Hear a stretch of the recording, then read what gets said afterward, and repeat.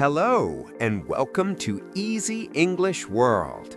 Today, we will learn daily English conversation for beginners. You will learn 5 simple English sentences you can use every day.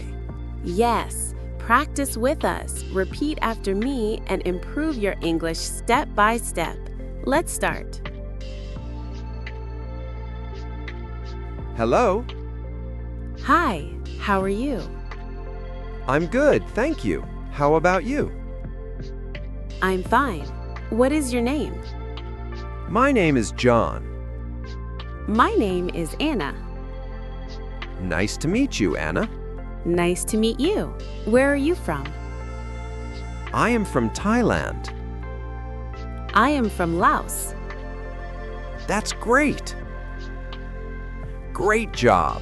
You have learned 5 simple English sentences today. Practice every day to improve your English. Don't forget to subscribe to Easy English World and click the bell for daily lessons. See you in the next video.